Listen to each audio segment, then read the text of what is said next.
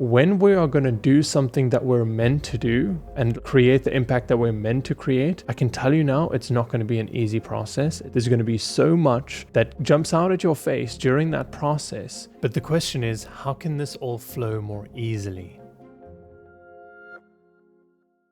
Hey, welcome. If you're new, I'm Ken. I help spiritual coaches, facilitators, and soul-led leaders expand their capacity for impact and fully hold the mission they know they came for.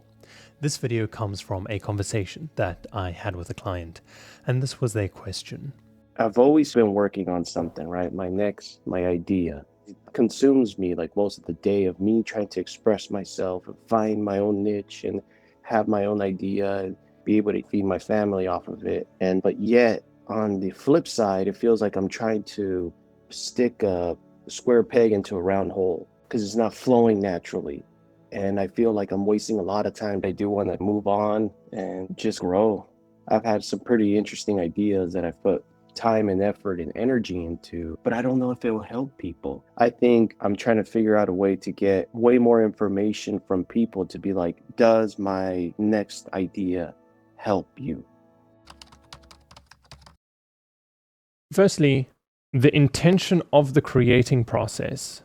There's still some intention there of wanting to be free from the shackles, in the sense that this is actually, I feel I'm not actually living on my own authentic terms, and at the same time I'm not able to look after my family in the way that I would like to, doing the thing that I would like to. There's a lot of drive, and that's great, but there's also some, let's say, not attachment, but almost need to want to be free. And so when we need to want to be free, then we're often not in the state of co-creation. We're not in the state of, oh, this is something that means something to me and I want to help people do it. It's still coming from a place, oh, I want to be free. Even if our guides decided, the universe decided we're actually the person that's ready for the mission, even if that were to happen, and this is why they don't, because when that happens, then we end up messing it up. But basically, let's say it was given to us, then we would end up making decisions based on, oh, okay, I need to make sales, for example, rather than doing what could be right by the customer, for example. Or, oh, this is not the person that I'm really looking to help, but okay, I also need the business, right? Each of those little decisions along the way would end up taking on a path in a direction that was not actually divinely meant to be. So it's important to reach about a bit of an acceptance, in the sense that when we can be free, even when we still have the chains, we are truly free. It's like, okay, I will be free when, enter blank space, when this happens, when this occurs. It's always a dependency on something changing. And so then you're never free, because the thing that you're meant to do is never going to come to that kind of mentality, firstly, but also secondly, those opportunities, those doors aren't open because we're still stuck in an idea or a world where we're feeling stuck. So the idea is to move into a place of acceptance, a place of freedom, a place of feeling like I can still create and be expressive in my day-to-day, even though this is not the job that I love. I can still tap into my creativity. I can still do my poetry on the side, or I can still bring about my authentic self to work every day, even if the work is not my authentic alignment, for instance. And so you become more and more unconditional within that environment, and suddenly it's like, okay, well, you're not compatible with that environment anymore, so hey, we got to put you over here. And that's what the universe will do. Whoop, okay, we got to put you over here. Before we get back to the video, if you're a coach, facilitator, or practitioner, and you know you are here for a mission, to be part of a shift and create a great impact, then I have a gift for you. See, it's my mission to help soul-led leaders to get to their next level of impact by tapping into their full power and intuitive clarity to fully hold the frequency they are meant for, most tools and methods out there can only get you so far in this journey. And it's my job to share channel systems and tools for your next level. So take the 30-second quiz to receive a premium activation meditation tailored to your specific mission goals. This is the same caliber of tool that my private clients use, and it activates that power within you in just 15 minutes a day. So enjoy. The link is down below. Again, you're tired of the situation, you want to break free from it, you want to move on in life, you want to do the thing you want to do, but it comes from a place of almost like tiredness, exhaustion of how things currently are. And so what you end up doing is you end up looking for the thing, and you're not actually in the flow of receiving it. And so you're looking for the things and you're trying to make things work, and then they're not working, but it's because it's coming from that place. And so really it's kind of like you have horse blinders on and you're searching. But once you accept the situation, once you just allow that state of kind of just experiencing what's happening and letting go of the attachment to wanting to be elsewhere, because there is just existence. There's just the present of where you are, right? And wanting to be existing elsewhere is not living life. It is living in a thought of something else. That thought of something else is never going to bring anything because it's a thought of something else. It's not existing in the present moment. So when you're in the present moment, now you can experience things. And it's okay to be tired, because that tiredness, again, it's there for a reason. That perhaps sadness or anxiety or depression or frustration, it's there for a reason, because it's saying, hey, don't get comfortable here. This is not what's meant for you. But don't get all consumed by it, because then you're trying to look for things and you're focusing so much on trying to change the situation. But do you see trying, and do you see how it's so physical in nature? And that's going to also be the opposite, like, force of what you're trying to bring in, which is actually just the idea of being able to do what it is that you do want to do. And that's something that's going to come to you, right? It's not something you're going to find. Because an idea is not something that needs to be found. It already exists, especially when it comes to something as close to your heart as your mission, as your purpose, as something you really want to be doing. And so it's just a matter of also just being ready for it. And it doesn't mean sit back and do nothing. What it means is allow the small curiosity or idea to come up, and when it does, acknowledge it and act on it. So if you feel, oh, wow, I'm really interested in this type of music these days, and I'm really curious in such a way that I want to read up more about it. And then you go ahead and you do that. And then you end up discovering something totally, it could even be nothing to do with music. But the point is, it's that curiosity and the acknowledgement and then the aligned action that leads you there. But when we're acting from a place that's not aligned action, it's just simply aggressive or hurtful or painful or frustrated action. Do you see how the outcome would be also wildly different? If we can move away from the, oh, what can I create so that I can get out of my situation, and more into what means something to me? What is within me that means something to me? Because it's going to lead you on the journey of self-exploration, of saying, oh, you know, what means something to me is having more time with my family. Okay, cool. What means something to me is being able to actually help other dads have more time with their family. What means something to me is helping other dads realize that there are things they can shift in their life that can make that a reality. You see where I'm getting here, right? And so we could have stayed in the perpetual cycle of what can I create that can be useful to people so that I can get out of my situation and just be my own creator, but it's going to end up being something where you're now tied to a different thing. You're now at the face or the CEO or the founder of something that actually doesn't mean that much to you.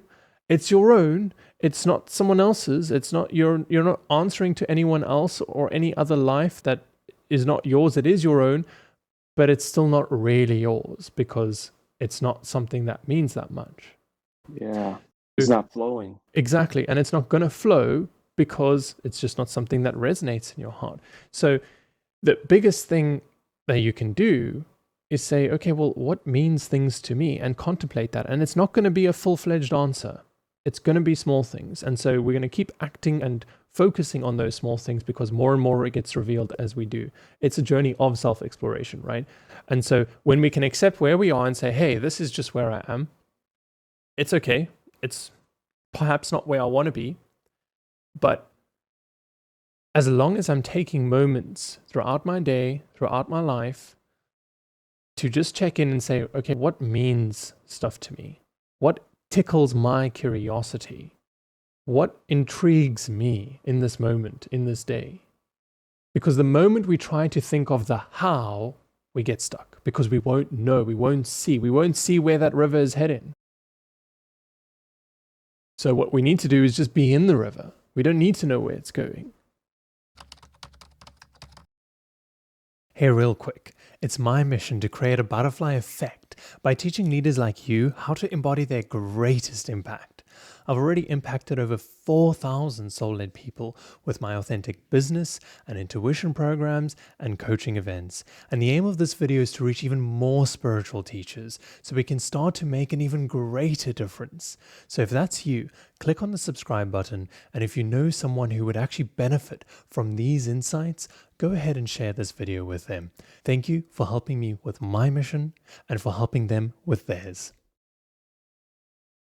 It is like the water flowing down the mountain, for example, and moving through all the different trees and the rocks and then going left and then going right. And you have no way of knowing, okay, where's it going next?